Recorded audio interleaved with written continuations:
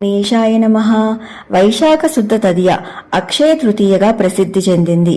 కార్తీక మాసంలో దీపానికి, మాఘమాసం స్నానానికి ఏ విధంగా ప్రసిద్ధో అదేవిధంగా వైశాఖ మాసం దానానికి ప్రసిద్ధి.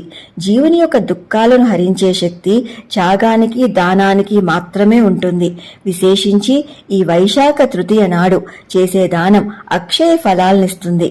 ఈ వైశాఖ తృతీయ రోజు విష్ణువుని, అందున శ్రీకృష్ణుణ్ణి, నరసింహుణ్ణి చందన లేపనంతో కనుక పూజిస్తే విష్ణు ప్రాప్తి కలుగుతుంది.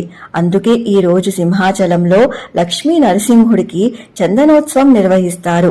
అగ్నితత్వమైన నృసింహుడికి చందన లేపనం అలదగలిగితే ఆ చల్లదనం విశ్వరూపుడైన విష్ణువుకి చల్లదనాన్నిచ్చి తద్వారా విశ్వం చల్లగా ఉంటుంది అన్న భావమే దీనిలో వ్యక్తమవుతుంది.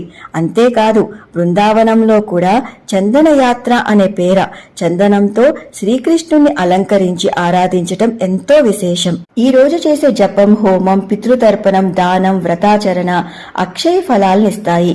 ఏది చేసినా అక్షయ ఫలం లభిస్తుంది కాబట్టే దీనిని అక్షయ తృతీయ అని పిలవటం జరిగింది.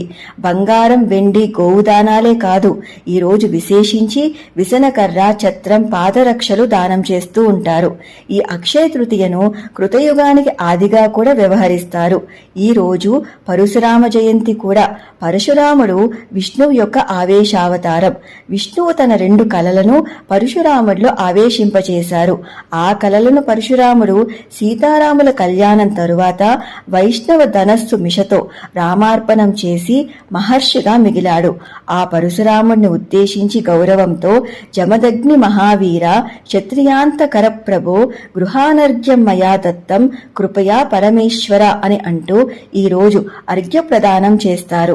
ఈ వైశాఖ శుద్ధ తృతీయను దారుణ రాత్రి అంటారు.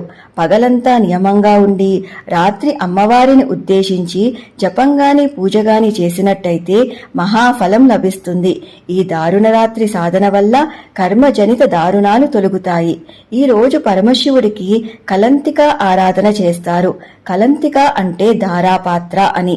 ముఖ్యంగా ఆలయాల్లో వైశాఖ మాసమంతా కలంతిక అంటే ధారాపాత్ర ద్వారా సంతత ధారగా శివలింగాన్ని కనుక అభిషేకిస్తే ఆ ప్రాంతంలో కరువు అనేదే ఉండదు.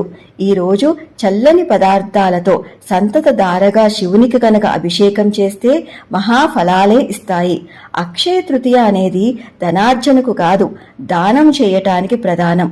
సర్వం కృష్ణార్పణమస్తు. స్వస్తి. Please do like, share and subscribe. Krishna Sakhi.